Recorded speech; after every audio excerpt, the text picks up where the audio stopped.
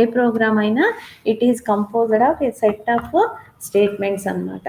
అంటే ఆ set of స్టేట్మెంట్స్లో ఏముండొచ్చు, so data ఉండొచ్చు, కోడ్ ఉండొచ్చు. సో ఆ డేటా ఏదైతే మనం ఇస్తున్నామో దాన్ని మ్యానిపులేట్ చేయడానికి కోడ్ ఉండొచ్చు అనమాట. కాబట్టి ప్రోగ్రామింగ్ ఇన్స్ట్రక్షన్స్ అన్నీ గ్రూప్ అవుతాయి. ఆ గ్రూప్డ్ యూనిట్స్నే మనం స్టేట్మెంట్స్ అంటాము. అండ్ ఆ ప్రోగ్రామ్స్ అన్నీ కూడా లాట్స్ ఆఫ్ స్టేట్మెంట్స్తో క్రియేట్ అయి ఉంటాయి. This is the nothing but the statement. కాబట్టి ఇక్కడ మన జావా స్క్రిప్ట్లో కూడా అందులో మినహాయింపు ఏం లేదు. సో ఎగ్జామ్షన్ ఏం లేదు జావా స్క్రిప్ట్కి. It also consisting of the Java స్క్రిప్ట్తో ప్రోగ్రామ్స్ రాస్తాం, and programs are composed of data and code, and that code manipulates the data, and program instructions are grouped into units called the statements, and programs are created from a lot of statements to do a particular task. This is about the statements అనమాట. అయితే ఇక్కడ అలా group చేసుకోవడానికి మనకి different structures మనకి available అవుతాయి. ఒకటి if else గురించి మీ అందరికీ తెలుసు. ఇఫ్ కండిషన్ సాటిస్ఫై అయితే ఒక సెట్ ఆఫ్ స్టేట్మెంట్స్ని ఎగ్జిక్యూట్ చేస్తాము, అండ్ ఎల్స్ కండిషన్ సాటిస్ఫై అయితే, అంటే if condition not satisfied, if తర్వాత మనం ఇచ్చే కండిషన్ కనుక సాటిస్ఫై కాకపోతే అంటే అనదర్ సెట్ ఆఫ్ స్టేట్మెంట్స్ని ఎగ్జిక్యూట్ చేస్తాము. And this is the construct used to test whether the condition is true or false. If true, it goes for the one set of statements, and if it is false, it goes to the another set of statements అన్నమాట. కాబట్టి ఇక్కడికి వచ్చేటప్పటికి దానికి ఎగ్జాంపుల్గా మనం ఇక్కడ ఒక Java script ప్రోగ్రామ్ని చూద్దాం. సో ఈ ప్రోగ్రామ్ చూడండి, very simple program. And variable A అని డిక్లేర్ చేసుకున్నాం, వేరియబుల్ బి అని డిక్లేర్ చేసుకున్నాం. A is equal to 12, B is equal to 10 అని ఇచ్చాము. అండ్ ఇక్కడ వచ్చేటప్పటికి if A is equal to greater than B అయితే document write maximum is equal to A అని చెప్పి ఏ వాల్యూని ప్రింట్ చేయమన్నాం. ఎల్స్ అయితే అంటే if this is not, this is the true, A is equal to greater than B అనేది true condition అయితే ఈ ఈ ఫ్లవర్ బ్రాకెట్స్ మధ్యలో ఉన్న బ్లాక్ ఎగ్జిక్యూట్ అవుతుంది. ఎల్స్ అయితే ఈ ఫ్లవర్ బ్రాకెట్స్ మధ్యలో ఉన్న స్టేట్మెంట్ ఎగ్జిక్యూట్ అవుతుంది. అంటే A is equal to greater than B అయితే ఏ ఈజ్ ద మ్యాక్సిమం అని రాయమంటున్నాం. ఎల్స్ కండిషన్ అయితే అంటే ఫాల్స్ అయితే then we will come to the next block, that is the b is equal to maximum. This is the simple example for the if and else. So we learned అంటే control statements లాంటివి control స్టేట్మెంట్స్ని ఇక్కడ మనకి సింపుల్గా statements అని ఇచ్చేసారనమాట. So కాబట్టి first control statement which we learned in the JavaScript is nothing but the if else. So under statement first construct మీరు రాసేది ఏంటి అని అంటే ఇఫ్ ఎల్స్ కన్స్ట్రక్ట్ అని రాయండి, దాని సింటాక్స్ రాయండి, and then give the example.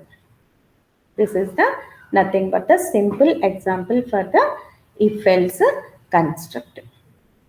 Okay, and next construct ఇప్పుడు దాన్ని ఎగ్జిక్యూట్ చేసి చూస్తే మనకి ఆ వర్క్డ్ అవుట్ ఎగ్జాంపుల్ చేసి చూస్తే, సో కండిషన్ 12 అని ఇచ్చాం కాబట్టి so maximum number is equal to a is equal to 12 అని మనం ప్రింట్ చేసింది. Because we already assign a is equal to 12 and B is equal to 10 అని అసైన్ చేసేసాం కాబట్టి మనకి అక్కడ మాక్సిమం నంబర్ కండిషన్ ఫస్ట్ దానికే ట్రూ అయింది, ఆ కండిషన్ ట్రూ అయింది కాబట్టి ఫస్ట్ బ్లాక్ ఆఫ్ ఎగ్జిక్యూషన్ మనకి అక్కడ జరిగింది. అందుకనే మనకి ఈ అవుట్పుట్లో మనకి the maximum number is equal to 12 అనేది ఇచ్చేసింది అనమాట. చూడండి, ఏ ఈజ్ ఈక్వల్ టు ఏమి ఇచ్చాము, A is equal to script లాంగ్వేజ్లో ఏ బిని డిక్లేర్ చేసుకున్నాం, A is equal to 12 and B is equal to 10 అని ఇచ్చాము. కండిషన్ ఏమో ఇదైతే A is equal to greater than B అయితే document write maximum number is equal to A అన్నాం, ఎల్స్ అయితే maximum number is equal to B అన్నాం. So కాబట్టి మనకి ఇక్కడ maximum number is equal to A అని ప్రింట్ చేసి మనకి ఇచ్చేసింది. So first block of statements మనకి ఎగ్జిక్యూట్ అయ్యాయి అనమాట. ఇక్కడ this is the worked out example for you for the construct of the if and else. Okay, and second one is nothing but the for loop. So loop construct, loop అంటే ఏంటి, that will iterate number of times అది జరుగుతూ ఉంటుంది until the condition is satisfied. కాబట్టి for loop is used when operations are needed to be repeated A number of times. So ఆ iterations అనేవి అక్కడ ఒక కండిషన్ సాటిస్ఫై అయ్యేంత వరకు రిపీట్ అవ్వాలి. That is nothing but the loop. When entered into the for loop it can start counting from 0 to, and ఏదైతే మనం అక్కడ కండిషన్ చెక్ చేయమంటున్నామో ఆ టర్మినేషన్ డిజైర్డ్ ఇటరేషన్స్ అయ్యేంత వరకు, రీచ్ అయ్యేంత వరకు దట్ ఇటరేషన్స్ కంటిన్యూ అవుతూ ఉంటాయి అన్నమాట. సో కాబట్టి ఇక్కడ మనం అందుకనే మనం లూప్ సింటాక్స్లో మనం ఇక్కడ ఏం చెప్తున్నామో చూడండి. For count is equal to 0 and count less than or equal to n and count plus plus అంటున్నాం. అంటే ఏంటి, కౌంట్ 0 నుంచి స్టార్ట్ చేయి and less than or equal to n అయితే దాన్ని కౌంట్ని ఇంక్రిమెంట్ చేసుకుని మళ్ళీ ఆ సెట్ ఆఫ్ స్టేట్మెంట్స్ని ఎగ్జిక్యూట్ చేయి. అంటే ఇక్కడ రిపీట్ అవ్వాల్సిన సెట్ ఆఫ్ స్టేట్మెంట్స్ని మనం ఇక్కడ ఒక బ్లాక్గా డిక్లేర్ చేస్తున్నాం. అండ్ ఈ ఫర్ ఇటరేటివ్ లూప్ ఉంది చూసారా, ఈ లూప్ ద్వారా మనం కండిషన్ చెక్ చేసుకుని desired number of iterations reach అయ్యేంత వరకు మనం ఆ కండిషన్ ద్వారా మనం చేస్తున్నాం అనమాట. That is nothing but the for loop. So కాబట్టి for loop is used when operations are needed to be repeated a number of times మనకి చేయాలి అని తెలిసినప్పుడు మనం ఫర్ లూప్ని వాడతాము. When entered into the loop it can start counting at 0 and terminate when the desired number of iterations has been reached. Desired number వచ్చేంత వరకు మనము దాన్ని అలా రిపీట్ చేసుకుంటాం. ప్రతి ఇటరేషన్కి we will check for that condition, count less than or equal to ఎన్నా కాదా అనేది. ఇలా కాదు అని అంటే ఇంక్రిమెంట్ చేసుకుంటాం కౌంట్ని, అవును అనుకోండి బ్రేక్ చేసి బయటకు వచ్చేస్తాం లూప్ల నుంచి. This is the nothing but the for loop construct అనమాట. దానికి ఎగ్జాంపుల్ కనుక మనం చూసినట్లయితే చూడండి ఇక్కడ. సో స్క్రిప్ట్ లాంగ్వేజ్లో for count is equal 0, count less than or equal to ఇక్కడ 120 నంబర్ వచ్చేంత వరకు కౌంట్ ప్లస్ ప్లస్ చేసుకుని డాక్యుమెంట్ రైట్ ln కౌంట్ అని అన్నాం. అంటే ఏంటి, ఒక్కొక్క నంబరు కౌంట్ ఎక్కడి నుంచి తీసుకున్నాం, 0 నుంచి తీసుకున్నాం. అండ్ కౌంట్ని లెస్ దానా కాదా అని చూసిన తర్వాత లెస్ దాన్ అయితే కౌంట్ని ప్లస్ ప్లస్ చేసుకుంటున్నాం. కౌంట్ని ప్లస్ ప్లస్ చేసుకుని రాస్తున్నాం. అంటే ఏం చేస్తుంది ఇది, ఈ స్టేట్మెంట్స్ ప్రకారము this prints the numbers from 0 to 120. So ఒక కౌంట్ అనేది నథింగ్ బట్ ద నంబర్. అంటే కౌంటింగ్ నంబర్స్ మనం ప్రింట్ చేయాలి అనుకున్నప్పుడు మనం రిపీటెడ్గా ఆ నంబర్స్ 120 ప్రింట్ చేయాలి. కాబట్టి ఇక్కడ మనం count 0 and count less than equal to 120 అయ్యేంత వరకు కౌంట్ ప్లస్ ప్లస్ చేసి మనం బ్లాక్లో ఏమి ఇస్తున్నాం, డాక్యుమెంట్ రైట్ ln కౌంట్ అంటున్నాం. సో ప్రతిసారి అది ప్రింట్ చేసినాక మళ్ళీ చెక్ చేసుకుంటుంది. And less than or equal to 0 అయితే 120 అయితే మళ్ళీ కౌంట్ని ఇంక్రిమెంట్ చేసుకుంటుంది, మళ్ళీ ప్రింట్ చేసుకుంటుంది అంటిల్ ద కండిషన్ సాటిస్ఫైస్. ఎప్పుడైతే 120 ఈక్వల్ అయిందో then that breaks, the loop break అయిపోయి సో డాక్యుమెంట్ డాట్ రైట్ కౌంట్లోకి రాకుండా బయటకు వచ్చేస్తుంది. This is nothing but the for loop. Okay, so whatever language it may be, C అన్న అవ్వచ్చు, Java అన్న అవ్వచ్చు, జావా స్క్రిప్ట్ అన్న అవ్వచ్చు, the syntax is similar but the language is different. Java కోసం దానికి వేరే సింటాక్స్ ఉంటుంది, జావా స్క్రిప్ట్కి వేరే సింటాక్స్ ఉంటుంది, అండ్ సికి వేరే సింటాక్స్ ఉంటుంది. కాకపోతే the concept is same. So కాబట్టి ఇక్కడ దీన్ని జావా స్క్రిప్ట్లో మనం ఇలా చూపిస్తామన్నమాట. సో ఇప్పుడు దీన్ని వర్కౌట్ ఎగ్జాంపుల్గా మనము చేసి చూసామనుకోండి. సో ఏమవుతుందో చూడండి. సో దాన్ని ఎగ్జిక్యూట్ చేసుకుని ఓపెన్ చేస్తే 0, 1, 2, 3 అప్ టు 120 వరకు నంబర్స్ మనకి ఇక్కడ ప్రింట్ అయ్యాయి. అవునా? So if you want to change that, దాన్ని నోట్ ప్యాడ్లో మళ్ళీ తీసుకుని మనము దాన్ని రన్ చేసి ఆ నంబర్స్ని మారిస్తే ఆ ఫైనల్గా మనం ఎంతైతే నెంబర్ ఇస్తామో అంతవరకు నంబర్స్ మనకి ప్రింట్ అవుతాయి అన్నమాట. And this is the nothing but the for loop. And the next one is the another important loop is the while. So while ki mari for undi kada madam, different number of iterations e kada చేస్తున్నాం. మరి what about the while కి for కి what is the difference అంటే, ఒక desired number తెలుసు అనుకున్నప్పుడు మనం for వాడతాం, and the iteration number of iterations are unknown అన్నప్పుడు మనం వైల్ వాడతాం. That is the difference, basic difference between the for and while. So వైల్లోకి వచ్చేటప్పటికి దాని సింటాక్స్ చూడండి, వైల్ బూలియన్ కండిషన్, అప్పుడు దానికి ఏమిస్తాము, సో ఏ సెట్ ఆఫ్ ఇన్స్ట్రక్షన్స్ జరగాలో ఆ కండిషన్స్ చేయమని ఇస్తాం అనమాట. అంటే ఈ లూప్ ఎప్పుడు కూడా నంబర్ ఆఫ్ ఇటరేషన్స్ మనకి తెలియదు, ఖచ్చితంగా తెలియదు, కండిషన్ ఎప్పుడు సాటిస్ఫై అయితే అప్పుడు బ్రేక్ అయిపోతుంది అనే సిట్యుయేషన్లో మనం ఇస్తాం. While count less than or equal to 20 అంటే ఇక్కడ మనము జస్ట్ ఇది ఇస్తాం అనమాట. ఏమని చేస్తున్నాం ఇక్కడ, లెస్ దాన్ ఈక్వల్ టు 50 అయ్యేంత వరకు document dot write L N count and count is equal to count plus 2 అంటున్నాం. సో ఎప్పుడైతే మనకి లెస్ దాన్ అయ్యేంత వరకు కౌంట్ చేసుకుని ఏం చేస్తుంది ఇక్కడ అంటే, first count is equal to ఎంత ఇచ్చాము మనము, 0 ఇచ్చాము. అండ్ 0 ఇచ్చిన తర్వాత నెక్స్ట్ ఏం చేయమంటున్నాము, కౌంట్ ప్లస్ 2 చేయమంటున్నాము. అంటే ఏం చేస్తుంది ఇది, సింపుల్గా మనకి ఇది ఈ లూప్ కనుక వైల్ లూప్లో పెట్టి మనం ఎగ్జిక్యూట్ చేసినట్లయితే 50 వరకు ఉన్న ఏం నంబర్స్ చూపిస్తుంది, 0 నుంచి, కాబట్టి 0 నుంచి అయితేనేమో అది ఆడ్ నెంబర్స్ చూపిస్తుంది. కానీ మనం ఇక్కడ ఏమి ఇచ్చాము, కౌంట్ ఈజ్ ఈక్వల్ టు 1 అని ఇచ్చాము అండ్ ప్లస్ 2ని యాడ్ చేయమన్నాము. కాబట్టి 1, 3, 5 ఆడ్ నెంబర్స్ మనకి ఇక్కడ ప్రింట్ చేస్తుంది అనమాట. So when we executed this program, ఈ ప్రోగ్రామ్ని ఎగ్జిక్యూట్ చేసి మనము ఓపెన్ చేసి చూస్తే మనకి కౌంట్ ఈజ్ ఈక్వల్ టు 1 అని ఇచ్చాము అండ్ కౌంట్ ప్లస్ 2 చేస్తూ మనం less than or equal to 50 అయ్యే వరకు వైల్ లూప్లో పెట్టి మనం చేయమంటున్నాం. కాబట్టి మనకి ఇక్కడ odd number of sequence of numbers మనకి ఇక్కడ కనిపిస్తాయి అన్నమాట.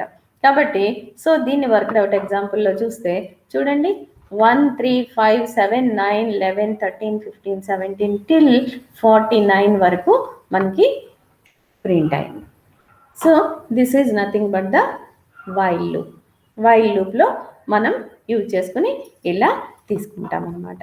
సో కాబట్టి స్టేట్మెంట్స్లో మనం ఫస్ట్ ఇఫ్ ఎల్స్ నేర్చుకున్నాం, తర్వాత ఫర్ లూప్ నేర్చుకున్నాం అండ్ తర్వాత వైల్ లూప్ నేర్చుకున్నాం. సరే, మరి మధ్యలో ఎప్పుడైనా బ్రేక్ అయిపోవాలి అనుకోండి, లూప్లో నుంచి బయటికి రావాలి, సడన్గా కండిషన్ సాటిస్ఫై అయినా అవ్వకపోయినా మనం బ్రేక్ రావాలి అని అంటే another statement is nothing but the break statement.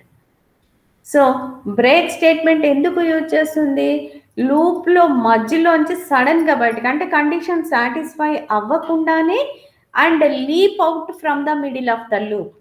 Leap out అంటే బయటకు దూకడం, అండ్ సో బయటకు వచ్చేయడానికి మనకి ఈ బ్రేక్ స్టేట్మెంట్ అనేది యూస్ఫుల్ అవుతుంది అనమాట. Careful use of break statement with right constructions work properly. Careful use of break statement with right constructions work properly.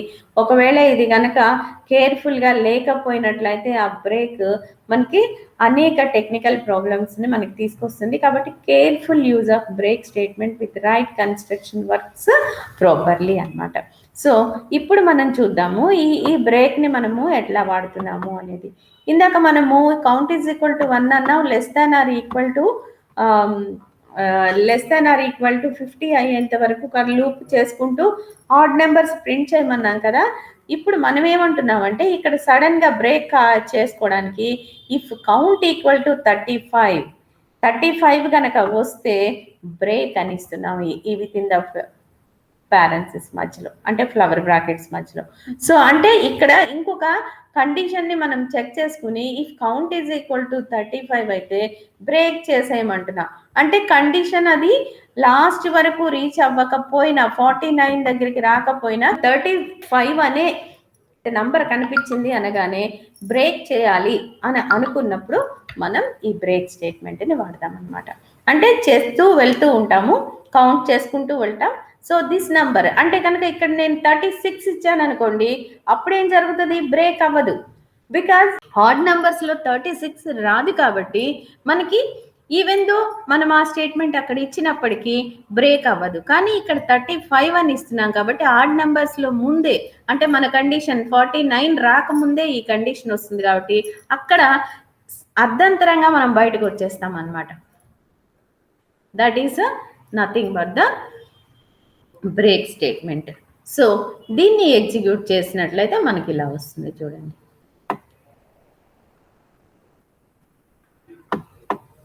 So ఇందాక మనం ఇచ్చిన దానిలో అడిషనల్గా ఇచ్చాం కదా. సో ఎప్పుడైతే 35 అయిందో 35ని ప్రింట్ కూడా చేయమల్లా మనం బ్రేక్ ఇచ్చేసాం. సో కాబట్టి 33 ప్రింట్ అయిన తర్వాత 35 టచ్ అవ్వగానే బ్రేక్ అయి బయటకు వచ్చేస్తుంది. కాబట్టి output consisting of the 1 to 33 ఏమి నెంబర్స్, ఆడ్ నెంబర్స్ ప్రింట్ అవుతున్నాయి అన్నమాట మనకి.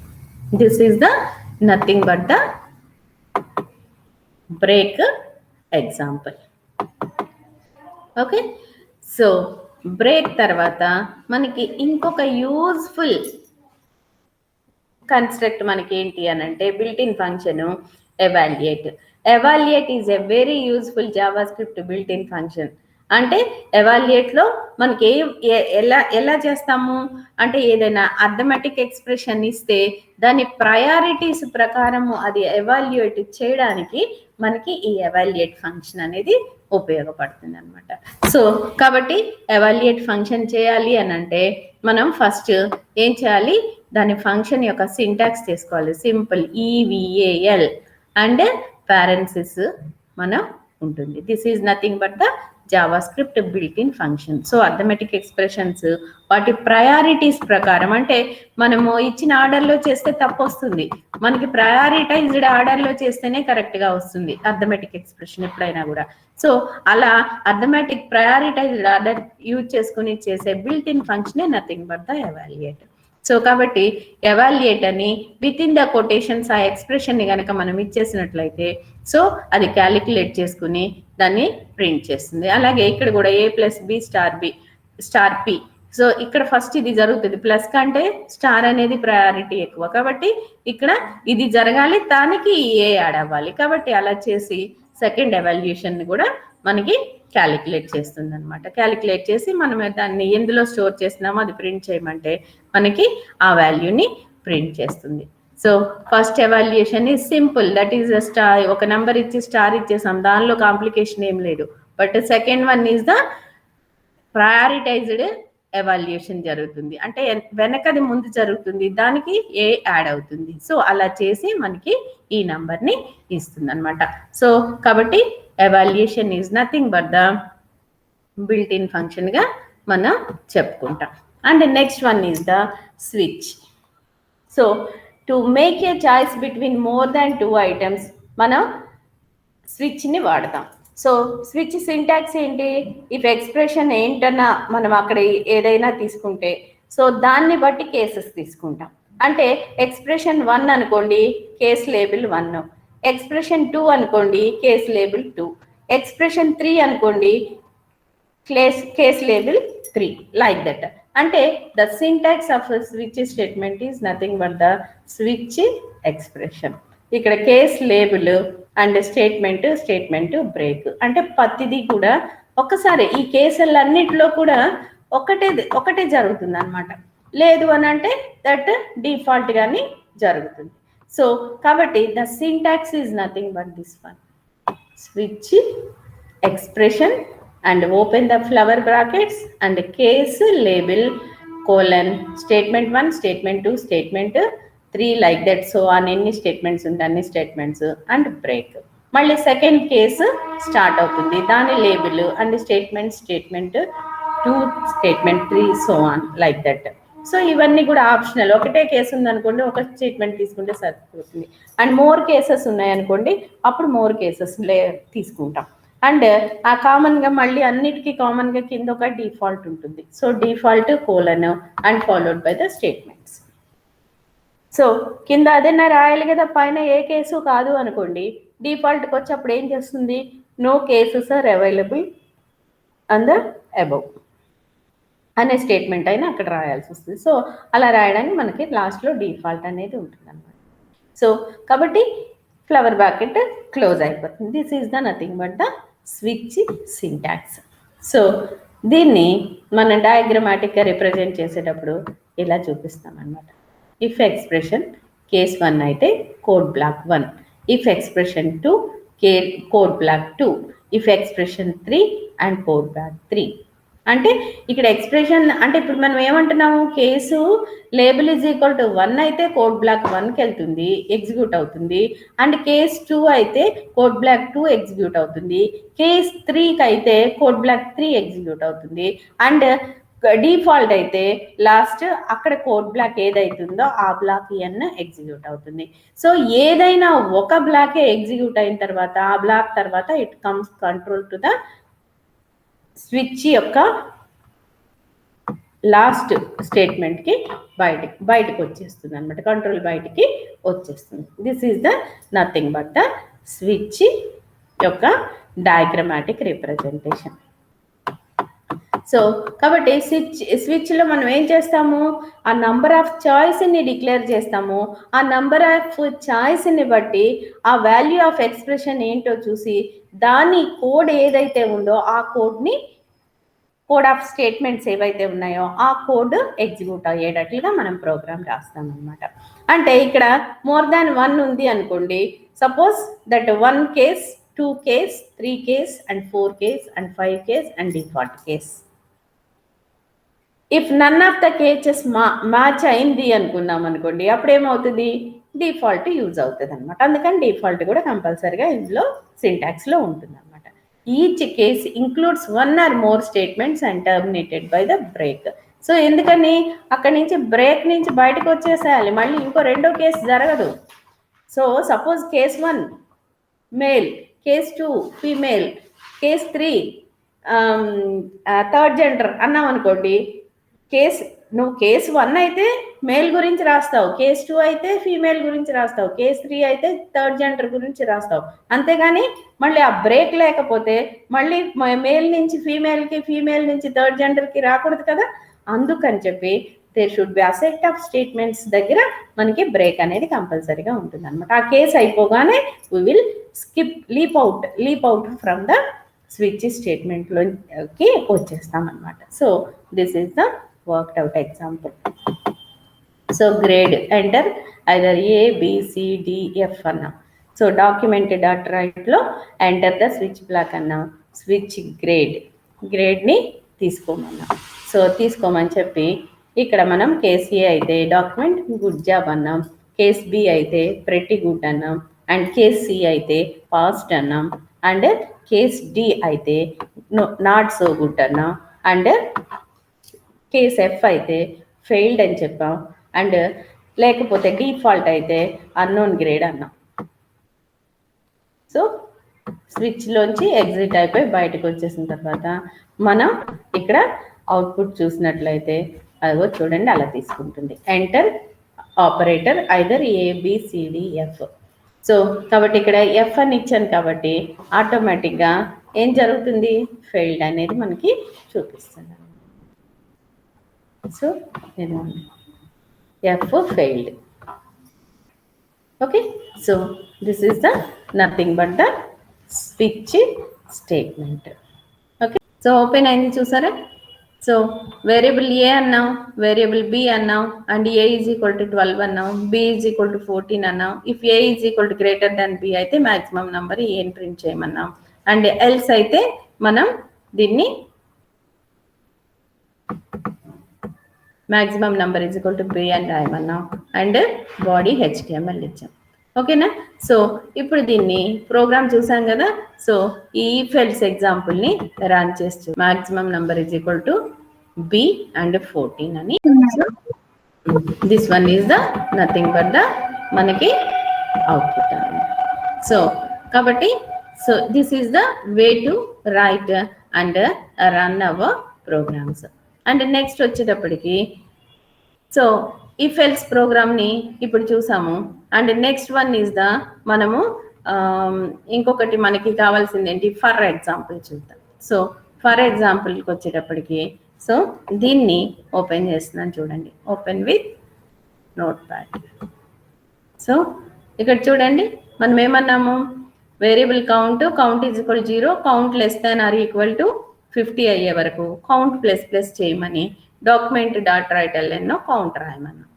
సో కాబట్టి సో ఈ ఫర్ లూప్ యూజ్ చేసి ఇచ్చేసాం, ప్రోగ్రాము మామూలుగా రాసేసుకున్నాం, సింపుల్ ప్రోగ్రామ్ తీసుకున్నాం. సో దీన్ని క్లోజ్ చేసి ఫర్ ఎగ్జాంపుల్ రన్ చేసామనుకోండి. సో 0 నుంచి మనకి 50 నెంబర్స్ మనకి ప్రింట్ అయ్యాయి. This is the output. మార్చి చూద్దాము అని అంటే ఓపెన్ విత్ అండ్ నోట్ ప్యాడ్లో తీసుకుని, సో ఇక్కడ 50 బదులు మనం 150 పెట్టామనుకుందాం. అండ్ ఫైల్లోకి వెళ్ళి సేవ్ చేయాలి. అండ్ సేవ్ చేసిన తర్వాత నెక్స్ట్ మళ్ళీ దీన్ని మినిమైజ్ చేసుకుని మళ్ళీ దీన్ని రన్ చేస్తే సో మనకి 150 నెంబర్స్ ప్రింట్ అయ్యాయి. సో ఈ వైల్ ఎగ్జాంపుల్ తీసుకుని, so open with notepad, open with notepad తీసుకుంటే so while count less than or equal to 100 అయ్యేట అంతవరకు మనం ఏం రాయమన్నాం, కౌంట్ +2 అన్నాం. 1 నుంచి 1 తీసుకున్నాం ముందు. సో 1కి +2 యాడ్ చేస్తుంది అంటే ఆడ్ నెంబర్స్ 100 అయ్యే, 100లోపు ఉన్న odd numbers 100 less than or equal to అయ్యేంత వరకు ఆడ్ నెంబర్స్ని ప్రింట్ చేయమన్నాం. సో దీన్ని కూడా క్లోజ్ చేసి మనం రన్ చేసి చూసామనుకోండి వైల్ ఎగ్జాంపుల్ని. So what will happen, so రాసింది చూడండి 1 3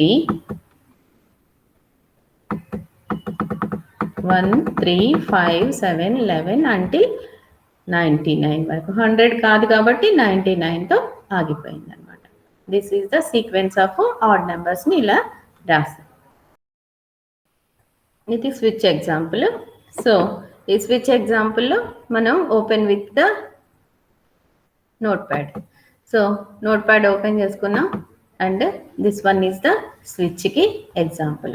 సో దీని ప్రకారం మనం ABCD ఆర్ F కోడ్స్ని ఇస్తున్నాం.